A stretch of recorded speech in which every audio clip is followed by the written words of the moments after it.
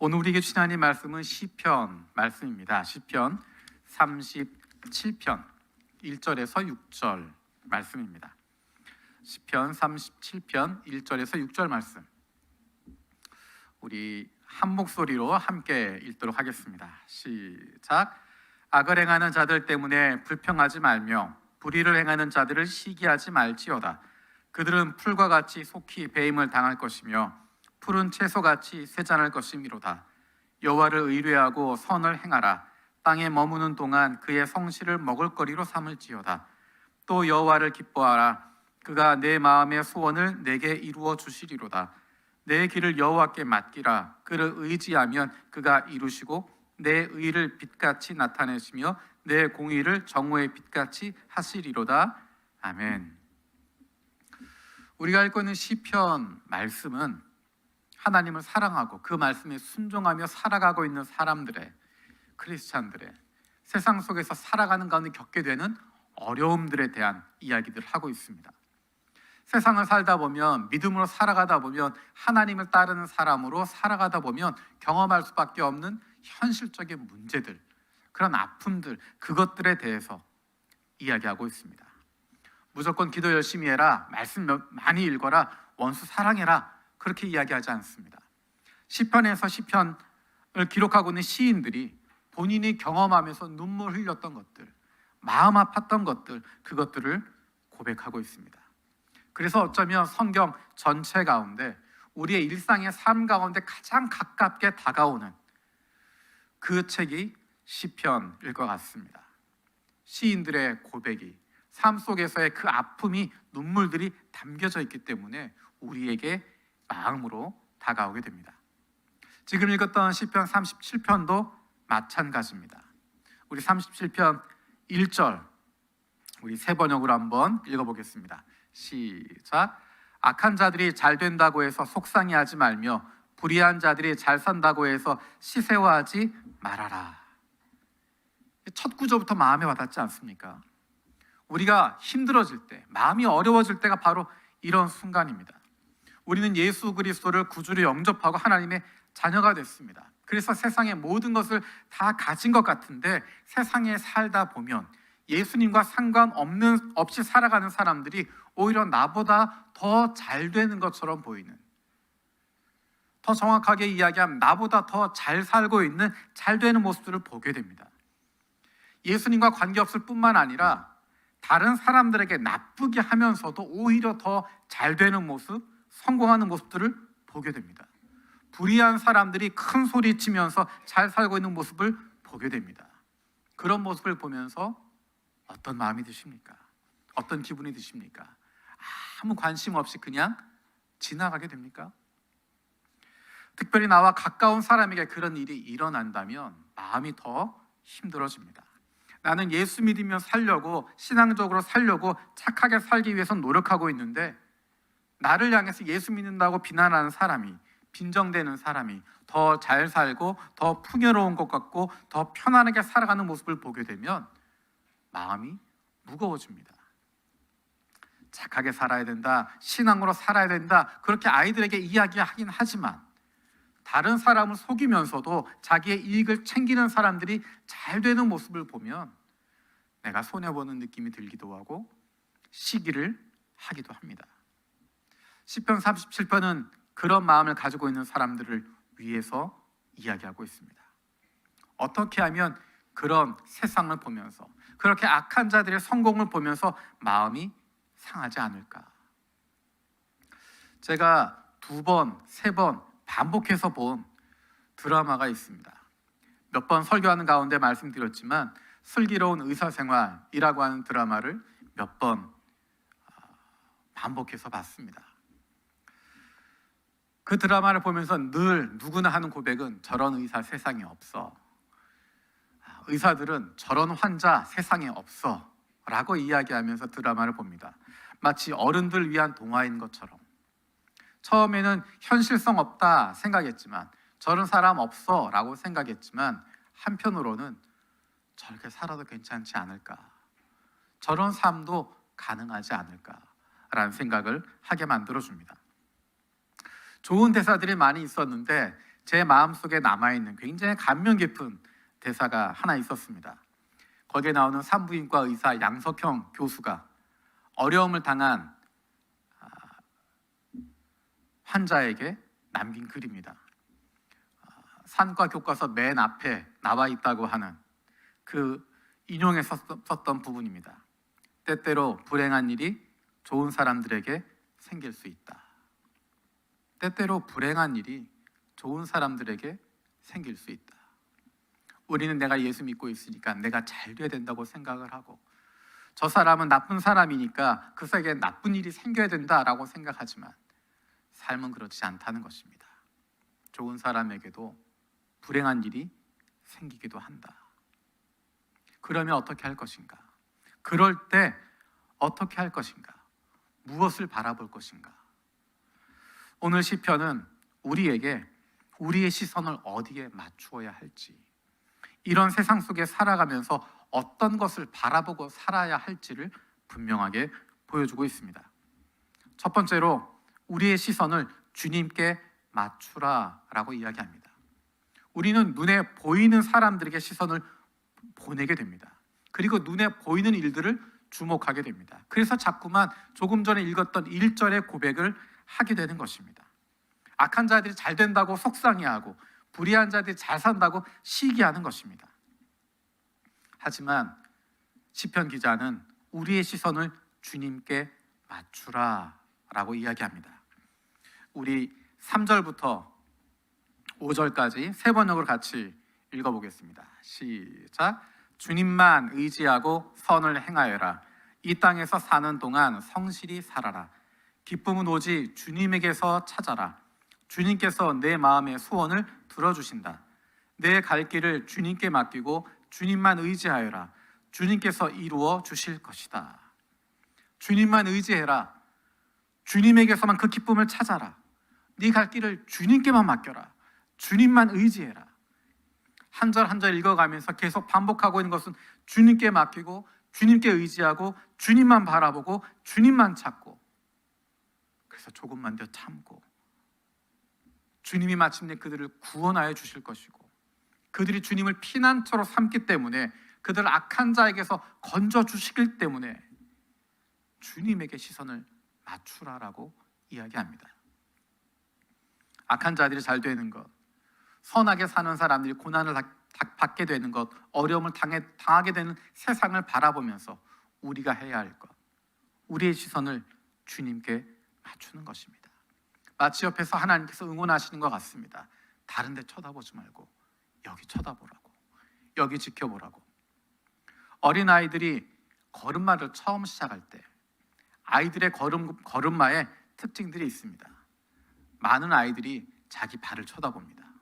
자기 발을 쳐다보면서 그 앞에 뭐가 있는지를 쳐다보고 자꾸만 눈을 다른 데를 쳐다보게 됩니다. 그때 엄마 아빠가 하는 이야기가 있습니다. 여기 봐, 여기 봐.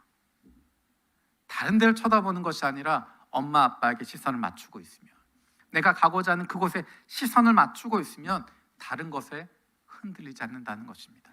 다른 것에 마음을 빼앗기지 않는다는 것입니다. 주님께서 말씀하십니다. 다른 것 쳐다보지 말고 나만 쳐다봐라. 나에게 시선을 맞춰라. 두 번째로 오늘 시편에서 시인은 이렇게 이야기합니다. 우리의 시선을 미래에 맞추라라는 것입니다. 우리의 시선을 미래에 맞추라는 것입니다. 우리는 바로 지금 악한 자들이 잘 되는 것, 거기에 주목하고 있습니다. 바로 지금 눈앞에 벌어지고 있는 것, 그것에 연연하고 있습니다. 하지만 2절에서 이렇게 이야기하고 있습니다. 우리 2절 말씀 세 번역으로 같이 읽겠습니다. 2절입니다. 시작. 그들은 풀처럼 빨리 시들고 푸성기처럼 사라지고 만다. 지금은 번성하는 것 같지만, 지금은 잘 되는 것 같지만, 지금은 화려한 것 같지만 풀처럼 빨리 시들고 푸성기처럼 사그라지고 만다.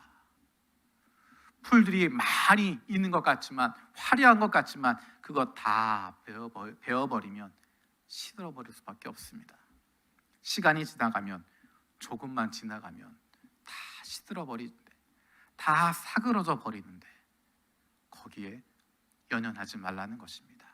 눈을 조금만 들어서 보라는 것입니다. 지금 이 자리에 머물고 있는 것이 아니라 여기에만 눈을 두고 있는 것이 아니라 그 시선을 들어서 미래를 바라보라는 것입니다. 그렇게 먼 시간도 아닌데, 그렇게 먼 때도 아닌데 37절 10절 말씀에 이렇게 말씀하고 있습니다. 같이 읽어보겠습니다. 37장 10절 시작. 조금만 더 참아라. 악인은 멸망하고야 만다. 아무리 그 있던 자취를 찾아보아도 그는 이미 없을 것이다. 지금 당장은 잘 되는 것처럼 보일 수 있습니다. 지금 당장은 화려한 것처럼 보일 수 있습니다. 지금 당장은 불공정하다고 느껴지고 지금 당장은 억울하다고 느껴질 수 있습니다. 하지만 조금만 더 참고 조금만 더 기다려보면 그 악인은 있던 자취도 사라져 버릴 것이다. 조금만 더 참고 기다리라는 것입니다. 조금만 더, 우리의 시선을 조금만 더 미래에 둘 수 있으면, 우리의 시선을 조금만 더 길게 볼 수 있다면 우리 현실에 흔들리지 않습니다. 우리 13절 말씀도 같이 읽어보겠습니다. 주님은 오히려 악인을 비웃으실 것이니 악인의 끝날이 다가옴을 이미 아시기 때문이다. 하나님은 악인의 미래를 미리 보고 계신다. 그것을 알고 계신다. 지금은 그것이 드러나지 않지만 이미 그 미래가 어떻게 될지 주님께서 알고 계신다.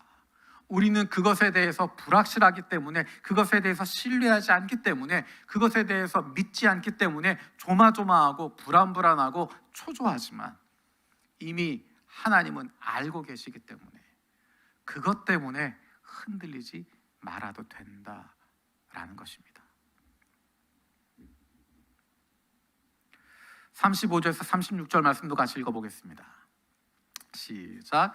악인의 큰 세력을 내가 보니 본고장에서 자란 나무가 그 무성한 잎을 뽐내는 듯 하지만 한순간이 지나고 다시 보니 흔적조차 사라져 아무리 찾아도 그 모습 찾아볼 길 없더라. 악인의 모습이, 악인의 큰 세력이 큰 나무인 것처럼 무성한 잎을 뽐내는 것처럼 보였지만 시간 조금 지나고 나니까, 한순간 지나고 보니까 흔적조차 없이 사라져버린다. 하나님께서 시간을 주관하고 계시기 때문에 하나님과 함께하는 사람, 그 사람의 미래는 보장되는 것이지만 하나님을 거역하는 사람, 하나님을 떠나 있는 사람에게 그 미래란 없을 수밖에 없는 것이고 사라질 수밖에 없는 것입니다. 그런데 문제는 우리가 이것을 다 알고 있다는 것입니다. 힘들고 어려운 상황이 닥칠 때, 조금 전에 읽었던 것처럼 때때로 불행한 일이 착한 좋은 사람들에게 생긴다라는 이야기를 들어도 주님에게 시선을 맞춰야 한다는 것 알고 있고, 조금만 미래를 생각한다면, 조금만 시간이 지나면 이 모든 것 해결된다는 것 알고 있지만 그렇게 되지 않는다는 것입니다. 우리의 마음은 조급할 수밖에 없고, 우리의 마음은 힘들 수밖에 없고, 우리의 마음은 답답할 수밖에 없습니다. 자녀들을 키우는 부모들의 마음이 그렇습니다. 아이를 믿음으로 키운다는 것 알고 있지만 정말 이 아이를 믿음으로 키우는 것이 어떤 것인지 잘 모르겠고, 다른 집 아이들과 비교하게 되면서 내가 제대로 가고 있는 것인지, 우리 아이는 믿음으로 키우고 기도하고 키우고 주의를 지키면서 그렇게 하고 있는데 그렇게 하지 않는 다른 아이들이 자라는 모습을 보면서 우리 아이가 손해보는 것처럼 느껴지기도 하고, 나는 하나님 앞에서 정직하게 살아가려고 노력하고 하나님 말씀대로 순종하겠다고 살아가는데 그것과 전혀 상관없이 살아가는 사람들이 편안한 삶을 누리는 모습을 보면서 우리의 마음이 답답하고 힘들어집니다. 물질이 중요한 것이 아니다라는 것을 알고 있지만 당장 통장의 잔고가 줄어드는 것을 보면서 하루하루 살아가는 것이 플러스가 아니라 마이너스에 마이너스를 거듭하는 삶을 살아가게 되면서 주님께 시선을 맞추고 미래의 시선을 맞추고 살아간다고 하는 것이 가능할까? 오늘 당장 하루를 살아가는 것이 힘들고 어려운데 우리의 삶 가운데 이것이 가능할까? 어떻게 우리의 시선을 바꿀 수 있을까? 우리는 자꾸만 눈 앞에만 쳐다보게 되고 내 발 앞에 있는 그 돌멩이에 자꾸만 시선이 멈추게 되는데, 어떻게 그 시선을 들어서 우리 앞에 계시는 주님을 바라보고 어떻게 시선을 들어서 오늘의 문제가 아니라 미래의 문제에 우리의 시선을 고정하고 살아갈 수 있을까? 허무한 대답인 것 같지만 우리의 능력으로 할 수 없습니다. 내가 주님께 시선을 맞춘다라고 한다고 해서 그렇게 되지 않습니다. 내가 미래를 생각한다라고 하지만 우리 마음에 있는 두려움이 사라지지 않습니다. 내 능력으로 할 수 없습니다. 우리는 자꾸만 눈앞에 보이는 문제들에 사로잡히게 됩니다. 우리는 여전히 오늘의 문제 때문에 마음이 아픕니다. 눈에 보이는 사람들 때문에, 눈에 보이지 않는, 지금 당장 손에 잡히지 않는 더 중요한 주님에게서 시선을 빼앗기게 됩니다. 미래 하나님이 잘 해주실 것 알지만, 그렇게 이해하고 있지만 당장 오늘의 문제 때문에 마음을 빼앗기기도 하고 시험에 들기도 합니다. 우리의 능력으로 할 수 없습니다. 신앙의 연륜이 깊어지면 그렇게 될까? 그렇지 않은 것 같습니다. 목사가 되면 그런 신앙이 좋아질까? 그렇지 않은 것 같습니다. 아무리 시간이 지나가도, 아무리 신앙이 깊어졌다고 하더라도 우리의 문제에 흔들릴 수밖에 없고, 눈앞에 있는 문제 때문에 마음이 떨릴 수밖에 없고, 자꾸만 우리의 시선을 주님께 맞추려고 하지만 그 시선이 흐트러지게 되고, 걸음을 주님께 맞추어 나가려고 하지만 자꾸만 비틀거릴 수밖에 없는, 그것이 바로 우리의 모습입니다. 그것을 인정하는 것에서 시작합니다.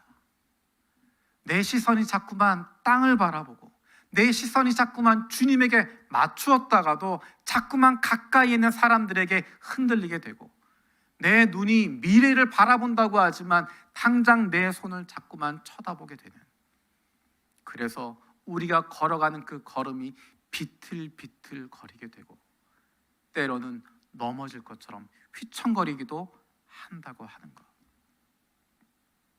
그것이 우리의 모습이라고 하는 것을 인정하는 것이 믿음입니다. 중요한 것은 첫 걸음을 할 때 뒤뚱거리는 아이들, 그가 비틀비틀 거릴 때 그 아이를 잡아주는 부모의 손길이 있습니다. 어린아이가 처음 자전거를 배울 때 비틀비틀 거리지만 그 아이가 쓰러지지 않고 넘어져 다치지 않게 되는 것은 뛰어가며 넘어지는 그 자전거를 붙잡아주는 아버지의 손길이 있기 때문입니다. 우리가 우리의 시선을 잃어버리지만 주님을 바라보고 싶어도 자꾸만 눈앞에 있는 문제들에 붙잡히게 되고, 미래를 바라보고 싶어도 지금 당장 내 손에 있는 문제에 흔들리게 되더라도 우리가 걱정하지 않는 것은 흔들리는 우리들을, 비틀거리는 우리들을 주님께서 붙잡아 주시기 때문입니다. 우리 23절, 24절 말씀 같이 읽어보겠습니다. 시작. 우리가 걷는 길이 주님께서 기뻐하시는 길이면 우리의 발걸음을 주님께서 지켜주시고, 어쩌다 비틀거려도 주님께서 우리의 손을 잡아주시니 넘어지지 않는다.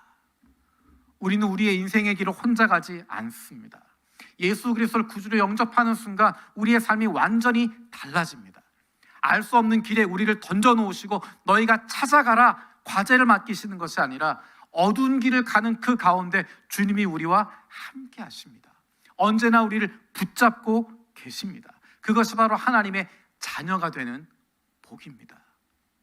하나님의 자녀가 되었으니 너희들이 하나님이 하고자 하는 대로 찾아가라, 니네 마음대로 해라, 너희가 문제를 풀어가라 하시는 것이 아니라, 하나님의 자녀가 되었기 때문에 그 비틀거리는 걸음도 붙잡아 주시고, 그 인생 내버려 두는 것이 아니라, 던져두는 것이 아니라 바로 옆에서 우리보다 더 조마조마한 마음으로 붙잡아 주시고 인도해 주시고, 그래서 조금씩 다리에 힘이 생기게 하시고, 조금씩 조금씩 근육이 발달되게 하시고 조금씩 조금씩 나 혼자가 아니라 내 주변에 있는 다른 이의 손을 붙잡아 줄 수 있을 정도로 성장할 수 있도록, 성숙할 수 있도록 우리를 이끌어주고 계시는 것입니다.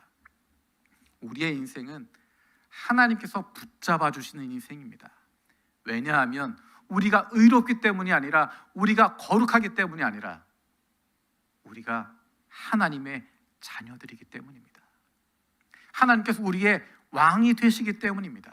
우리가 잘 알고 있는 것처럼 한 나라의 왕의, 한 나라의 시민이 된다고 하는 것, 백성이 된다고 하는 것, 어떤 황제에게 충성을 다한다고 하는 것은 그 왕의 보호 아래 들어가는 것입니다.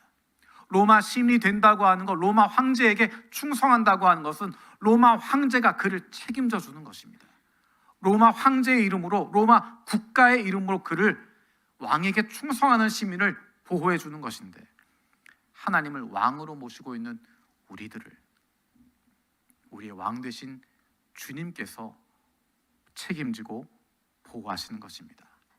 우리의 아버지 되시는 하나님께서 그분의 아들과 딸인 우리를 향하여서 오시고 책임지고 붙잡아 주시는 것입니다. 우리의 시선이 한꺼번에 달라지지 않습니다. 한순간에 100% 바뀌지 않습니다. 하지만 하나님께서 우리의 마음을 움직여 주시기 때문에 조금씩 조금씩 하나님에게 시선을 맞출 수 있도록 만들어 주십니다. 이전에는 늘 세상에, 늘 다른 사람들에게 시선을 맞추고 있었지만 잠시라도 눈을 들어 주님을 쳐다볼 수 있게 하시고, 이전까지는 눈앞에 있는 것, 내 손앞에 있는 것, 거기에만 붙잡혀 있었지만 이제는 조금씩 조금씩 내 손에 잡고 있는 것이 아니라 미래에 나에게 주실 것을 바라볼 수 있도록 쳐다보는 용기가 생기게 되는 것입니다. 조금씩 조금씩 달라져 가는 것입니다. 그것이 바로 하나님의 사람으로 바뀌어져 가는 것이고, 그것이 바로 하나님의 마음을 품어가는 인생이 되는 것입니다. 어떻게 그것이 가능할까? 어떻게 하면 눈에 보이는 사람들이 아니라 우리의 아버지 되시는 하나님께 시선을 맞추고, 어떻게 하면 오늘 지금 당장의 문제에 사로잡히는 것이 아니라 하나님이 하실 일들을 기대하고 미래의 시선을 맞출 수 있을까? 우리 5절 말씀 다시 한번 읽어보겠습니다. 5절입니다. 시작. 내 갈 길을 주님께 맡기고 주님만 의지하여라. 주님께서 이루어 주실 것이다. 내 갈 길을 주님께 맡기고 주님만 의지하여라. 주님께서 이루어 주실 것이다. 조금 전에 이야기했던 것처럼 다른 방법이 없습니다. 다른 선택이 없습니다. 주님께 맡기는 것 외에, 주님을 의지하는 것 외에 다른 길이 없습니다. 믿음이라고 하는 것, 그것은 의지하는 것입니다. 믿음이라고 하는 것은 맡기는 것입니다. 전적으로 의지하는 것입니다. 내가 할 수 없기 때문에, 내 능력으로 될 수 없기 때문에 주님께 전적으로 의지하고 주님께 맡기는 것입니다. 주님 믿습니다 라고 하는 것은 주문을 외우는 것이 아닙니다.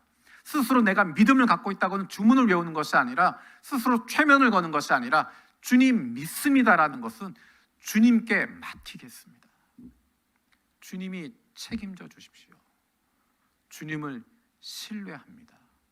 주님만 의지합니다. 나는 믿음이 적고 힘이 없어서 내가 할 수 없습니다.